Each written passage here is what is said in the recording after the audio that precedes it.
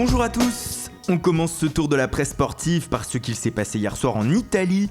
L'Inter Milan a battu le Chievo Vérone sur sa pelouse 2-1 et se replace à la deuxième place de la Serie A à 2 points du Napoli. C'est un Inter record pour la Gazzetta dello Sport qui souligne que les Interistes ont pris 29 points en 11 matchs, une performance qu'ils n'avaient jamais encore réalisée. En Espagne, la défaite du Real Madrid dimanche à Girona alimente encore toutes les conversations.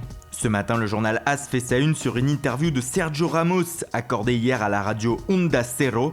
Il déclare notamment « Remonter 8 points, cela a déjà été fait ». Une manière de dire que les Madrilènes ne lâcheront rien malgré un écart de points déjà très important avec le Barça.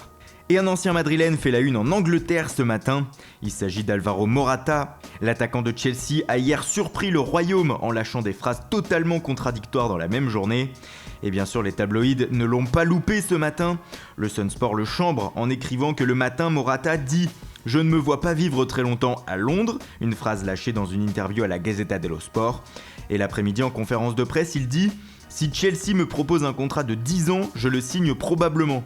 Le Daily Star fait aussi sa une sur l'Espagnol en ajoutant que le joueur a paru embarrassé en conférence de presse sur les conséquences de cette interview à la Gazzetta. Toujours outre-Manche, le Times lance ce matin une nouvelle piste pour le mercato d'hiver de Manchester United. Selon le journal, José Mourinho aimerait ainsi récupérer Cesc Fabregas pour fournir encore un peu plus son milieu de terrain. Il pourrait être une alternative en cas d'échec du dossier Mesut Özil.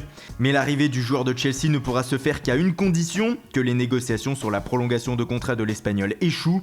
L'ancien Gunner aimerait prolonger d'au moins 2 ans, alors que la politique des Blues depuis quelques saisons est de ne proposer qu'1 an aux joueurs de plus de 30 ans. On attend la suite avec impatience. Autre info transfert du jour, elle nous vient du Brésil. Selon le quotidien Lance, Sao Paulo aimerait faire revenir pour un dernier défi le Brésilien Kaká, qui a joué son dernier match il y a quelques semaines avec le club américain d'Orlando City. Une réunion aura lieu en décembre entre le club et le joueur pour savoir si l'ancien Milanais viendra boucler la boucle dans son club formateur. Et on termine par la Ligue des Champions qui reprend ses droits ce soir. Le PSG reçoit Anderlecht à 20h45 au parc et veut conclure l'affaire comme le titre l'équipe. Les Parisiens de Cavani et Di Maria pourraient en effet en cas de victoire se qualifier pour les 8e de finale. Voilà, c'est tout pour aujourd'hui, merci pour votre fidélité, bonne journée à tous et rendez-vous dès demain matin pour une nouvelle revue de presse.